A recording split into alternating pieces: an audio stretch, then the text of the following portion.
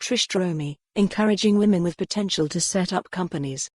Jennifer Melia at Enterprise Ireland aims to help women to set up their own firms, writes Trish DromeyTne. Stark fact showing the underrepresentation of women in the business world is that companies with female founders secured only €4.5 million of the €24 million invested by Enterprise Ireland in startups last year. Only 19 out of 91 companies that received investments under the Enterprise Ireland High Potential Startup (HPSU) program, that helps companies expand overseas, had female founders.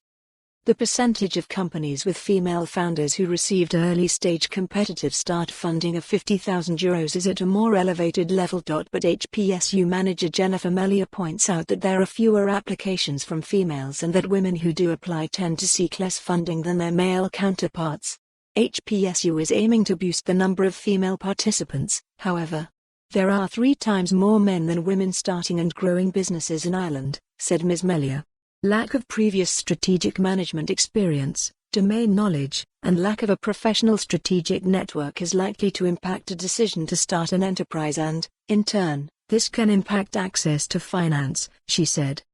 Ms Melia notes that having too few women in business is an international issue and that Ireland has more potentially high-growth startups founded by women than many European countries. She adds that since Enterprise Ireland introduced additional support for female founders in 2012, there has been a big increase in the number of female-led companies receiving HPSU funding. She believes that one reason to explain the underrepresentation of women is that family commitments get in the way. The fact that women are strong strategic thinkers who want clarity about the future tends to make them more risk-averse, said Ms Melia.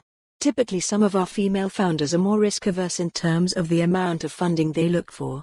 Male founders are not as risk-averse, and are more confident going in, looking for higher levels of funding, even when their idea might be at an earlier stage, she says. By way of example, between 2012 and 2016 the average Enterprise Ireland HPSU investment for a male-led company was €250,000, while the amount for female-led companies was much less. As part of its initiative to encourage more women to set up their own businesses, Enterprise Ireland has, for the last 8 years, offered a dedicated competitive start funding round for female entrepreneurs.